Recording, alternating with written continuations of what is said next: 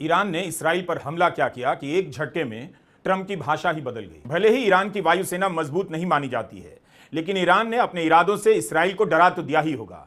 ईरानी media में दावा किया जा रहा है कि इसराइल के 2 लड़ाकू F-35 विमान मार गिराए गए हैं और एक महिला पायलट को भी हिरासत में लिया गया है। तो क्या ट्रंप को पता था कि ईरान के जिन प्रतिनिधियों से अमेरिका डील की बात कर रहा है उनकी हत्या की जाने वाली है? जब तारीख का पता था तब सारा प्लान भी पता होगा। इस इंटरव्यू में ट्रंप ने दावा किया है कि उन्हें सब पता था। क्या ट्रंप को यह भी पता था कि इसराइल उनकी ही डील पर पानी फेरने वाला है और वे देखते रहेंगे? तब ट्रंप ने डील के नाम पर 5 दौर की बातचीत क्यों की? ट्रंप ने फिर क्यों अपने बयान में कहा कि डील में शामिल सारे कट्टरपंथी मार दिए गए हैं? इसराइल को नहीं रोक सकते, उसे कोई चांस नहीं दिया जा रहा, बस ईरान पर हमला हो रहा है, ईरान को डील करने का चांस दिया जा रहा है। अमेरिका का एक चैनल है ABC, इससे राष्ट्रपति ट्रंप ने कहा है कि ईरान पर इसराइल का हमला एक्सेलेंट था, आगे बहुत से हमले होने वाले हैं। कोई हमला एक्सेलेंट कैसे हो सकता है? साफ है कि अमेरिका इसराइल के साथ है। वो इसराइल के हमले की निंदा नहीं कर रहा है, बल्कि हमले को एक्सेलेंट बता रहा है। भारत में लोग कह रहे हैं ट्रंप की बात इसराइल नहीं मान रहा, यूक्रेन नहीं मान रहा, रूस और यूक्रेन के बीच युद्ध जारी है, ईरान इसराइल के बीच जंग जारी है, भारत क्यों इतनी जल्दी फोन आते ही सीज फायर के लिए तैयार हो गया? ट्रंप ने तो 13 बार कह दिया है भारत और पाकिस्तान के बीच डील की धमकी देकर सीज फायर करवा दिया। प्रधानमंत्री मोदी बोल ही नहीं पाते। तो क्या ट्रंप का वो नंबर डिलीट हो गया है जिससे फोन कर उन्होंने भारत और पाकिस्तान के बीच सीज फायर करवा दिया? कम से कम उसी फोन से ईरान को भी डायल कर देते और इसराइल को भी मिला देते। प्रधानमंत्री मोदी की चुप्पी की वजह समझ नहीं आती। कांग्रेस हर दिन यह सवाल करती है और कोई जवाब नहीं आता। ईरानी मीडिया का यह दावा है कि हमने इसराइल के 2 जहाज F-35 के नाम से जो है वो हमने 2 जहाज तबाह किए हैं और इसके साथ साथ एक पायलट को भी गिरफ्तार कर लिया गया है। इसराइल के साथ अब अमेरिका भी सामने आ गया। ट्रंप ने कहा कि इस दुनिया का सबसे खतरनाक हथियार अमेरिका बनाता है और इसराइल के पास हमारा हथियार मौजूद है।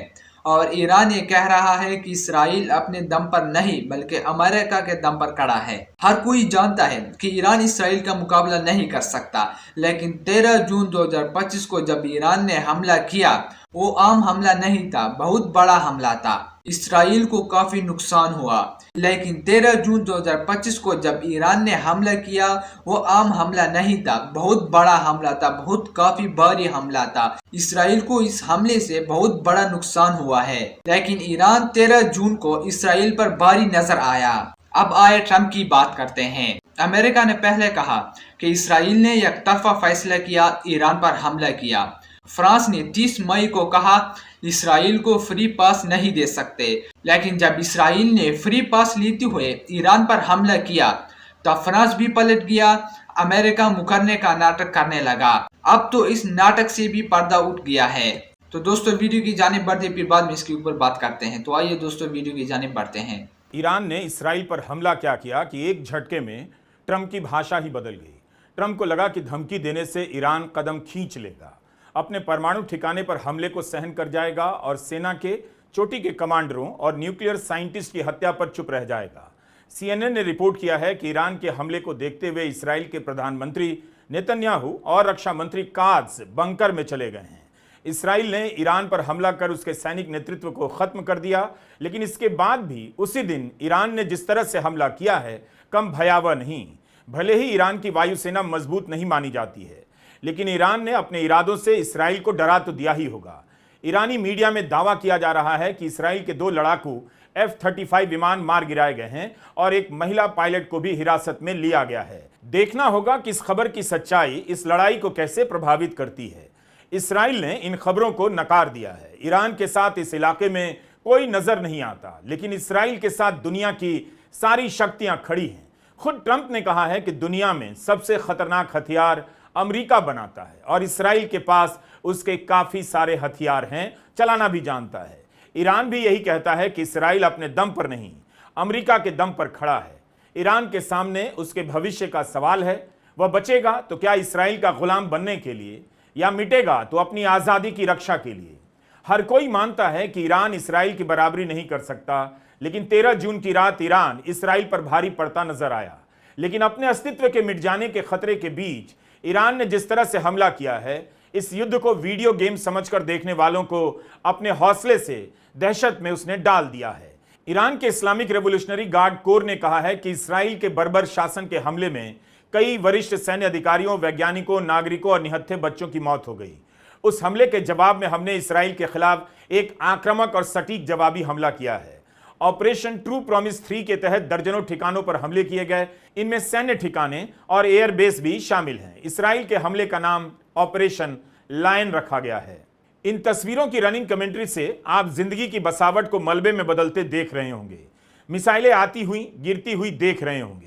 लेकिन इन तस्वीरों में दुनिया के ग्लोबल नेताओं की दोहरी चाल को भी देखिए कि कैसे युद्ध को आत्मरक्षा का नाम देकर इसराइल 2 साल से हमला किए जा रहा है। ईरान ने इसराइल की रक्षा कवच को इस बार भी भेद दिया। इस पर बात हो सकती है कि क्या ईरान लंबे समय के लिए इसराइल पर हमला कर सकेगा, लेकिन अपने चोटी के कमांडरों की हत्या के बाद उसके पास इस युद्ध के अलावा क्या बचा था। ईरान ने इसराइल पर हमला कर अगर किसी को एक्सपोज किया है तो अमेरिका के राष्ट्रपति ट्रंप को, उनके साथ साथ फ्रांस के राष्ट्रपति मैक्रो भी एक्सपोज हो गए हैं। 30 मई को सिंगापुर में शांग्रीला डायलॉग में फ्रांस के राष्ट्रपति ने कहा कि अगर हम यह मान लें कि इसराइल को कुछ भी करने का अधिकार है तो बाकी दुनिया के सामने हमारी कोई साख नहीं रह जाएगी। मैक्रो ने कहा कि दुनिया में अलग अलग जगहों पर मैं देख रहा हूं कि लोगों को लगने लगा है कि अमेरिका और यूरोप इसराइल को फ्री पास दे रहे हैं, यानी कुछ भी करने की छूट देते हैं। इस भाषण में मैक्रो ने 12 बार कहा कि पश्चिम को अपने दोहरेपन से बाहर आना चाहिए। लेकिन जैसे ही इसराइल ने ईरान पर हमला किया, मैक्रो अपनी यह बात भूल गए और इसराइल की आत्मरक्षा की बात करने लगे। अब बयान दे रहे हैं। फ्रांस ने ईरान के परमाणु कार्यक्रम की बार बार निंदा की है और इस दिशा में सारे कूटनीतिक कदम भी उठाए हैं। इस संदर्भ में फ्रांस इसराइल की आत्मरक्षा के अधिकार के साथ खड़ा है। इलाके में स्थिरता को खतरा ना पहुंचे, इसलिए मैं सभी पक्षों से संयम की अपील करता हूं और टकराव कम करने की बात करता हूं। हम मानते हैं कि युद्ध विराम होना चाहिए। एक फिलिस्तीनी स्टेट को स्वीकार्यता के लिए हमें बहुत मेहनत करनी होगी। अखबारों में इन्हीं ग्लोबल लीडर को हीरो की तरह दिखाया जाता है और आपके भीतर चाहत पैदा की जाती है कि आपके मोहल्ले का नेता भी इनकी तरह का ग्लोबल हो जाए।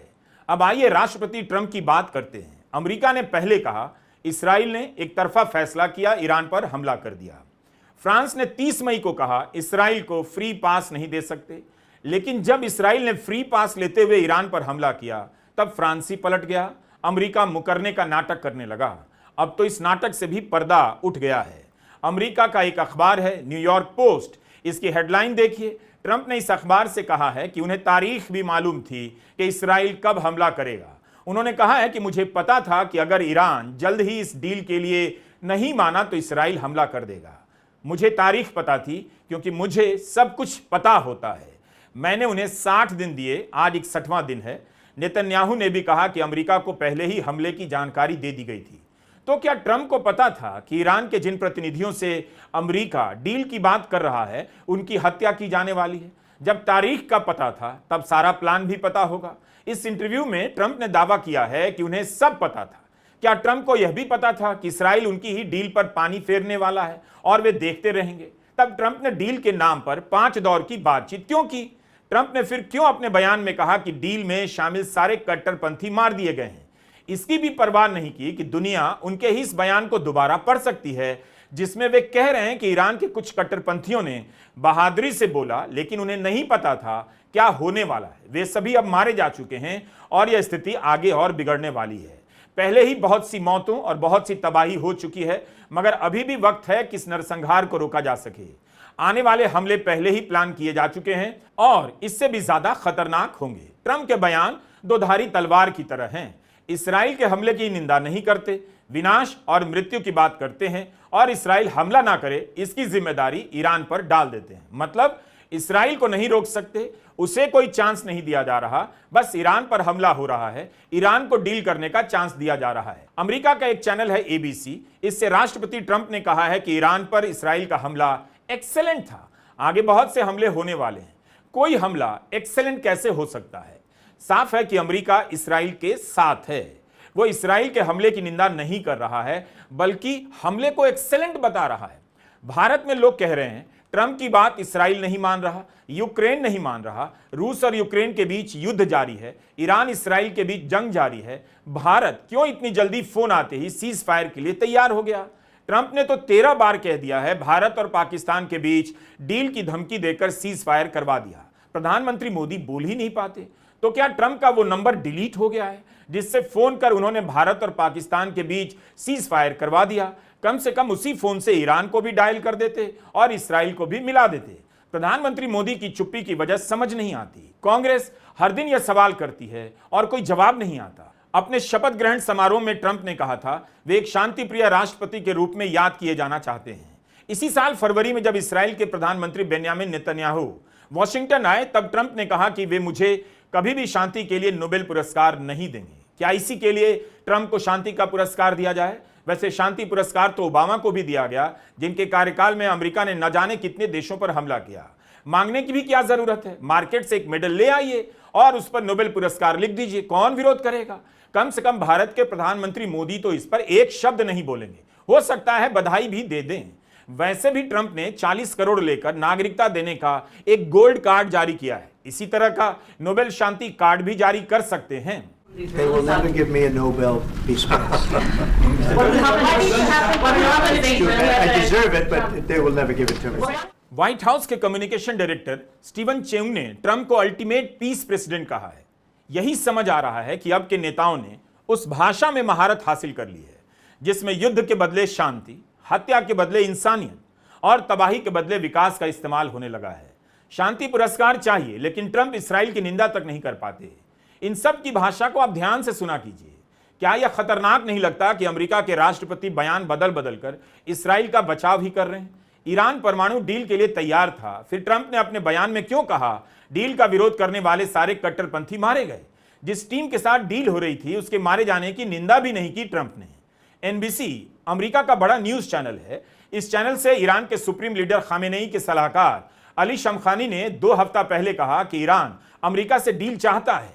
यह भी कहा कि अमेरिका के साथ बेहतर रिश्ते बना सकते हैं। इस इंटरव्यू में शमखानी कह रहे हैं कि अगर ईरान से आर्थिक प्रतिबंध हटा दिए जाते हैं तो ईरान कभी परमाणु बम नहीं बनाएगा, अपनी यूरेनियम स्टॉकपाइल कम कर देगा और सिर्फ नागरिकों के लिए इस्तेमाल किया जा सके उतने लेवल तक ही परमाणु यंत्र तैयार करेगा। यह भी कहा था कि अपने प्रोग्राम के निरीक्षण के लिए जांचकर्ताओं को आने देगा। जब एनबीसी ने उनसे पूछा कि अगर ये शर्तें आज मान ली गईं तो क्या ईरान आज ही डील पर दस्तखत कर देगा, इस पर शमखानी ने कहा था हां कर देगा। ईरान में परमाणु डील पर बयान देने के लिए बहुत कम लोग अधिकृत थे। अली शमखानी उनमें से एक थे। 13 जून के हमले में उनकी हत्या कर दी गई। ट्रंप ने न्यूयॉर्क पोस्ट से कहा मुझे पता था अगर ईरान जल्दी डील के लिए राजी नहीं हुआ तो हमला होगा। छठे दौर की बहस से 2 दिन पहले हमला होता है।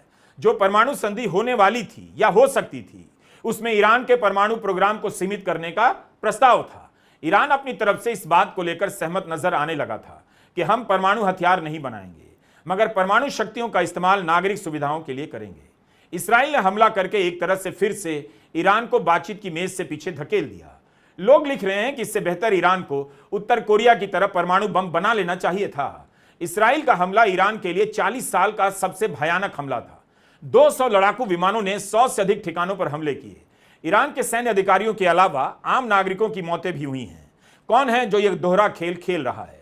फ्रांस के राष्ट्रपति मैक्रो ने कहा कि इसी दोहरेपन के कारण पश्चिम के देशों की साख नहीं रह जाएगी। दरअसल इन नेताओं को किसी भी साख की चिंता नहीं। एक तंत्र है हर देश में जिसका राज अब स्थायी हो चुका है। बदलेगा तो केवल नाम और चेहरा, या फिर अब वह भी नहीं बदलेगा। ट्रंप के बयानों से साफ है कि इसराइल ईरान पर हमला करे, हमला करने के पहले बताए ना बताए अमेरिका के लिए कोई मायने नहीं रखता। वह इसराइल के साथ ही रहेगा, मालूम हो या ना मालूम हो। इसराइल के पास इतने बड़े युद्ध में जाने की क्षमता कहां से आ रही है? हथियार कौन दे रहा है? इसका जवाब सारी दुनिया को मालूम है, लेकिन दुनिया को अब यह दिख रहा है कि उसकी हैसियत सोशल मीडिया पर पोस्ट लिखने भर की रह गई है। इसके बाद भी ईरान ने कुछ ही घंटों में इसराइल के हमले का जवाब दे दिया। ईरान ने कहा कि इसराइल का हमला एक्ट ऑफ वॉर है। 13 जून की देर रात ईरान ने करीब 100 बैलिस्टिक मिसाइल से हमला कर दिया और इसराइल के आयरन डोम ढांचे को भेद दिया। ईरान ने अपने जवाबी हमले में इसराइल के साथ वही किया जो इसराइल ने ईरान के साथ किया। ईरान ने तेल अवीव में जिस इमारत के पास हमला किया उसे अमेरिका के पेंटागन के बराबर माना जाता है, यानी यह इसराइल का सैन्य हेडक्वार्टर है। न्यूयॉर्क टाइम्स ने इस बात की पुष्टि की है कि ईरान के हमले ने इसराइल की सेना से जुड़े इस महत्वपूर्ण ठिकाने के पास हमला किया है। हमले में जो इमारत देखी जा सकती है वो तेल अवीव शहर की किरिया इलाके का मार्गनिट टावर है। यह इसराइल डिफेंस फोर्सेस के हेडक्वार्टर के काफी करीब है। इससे पता चलता है कि कम से कम एक ईरानी मिसाइल इसराइल की सेना के संवेदनशील ठिकाने के पास गिरी है।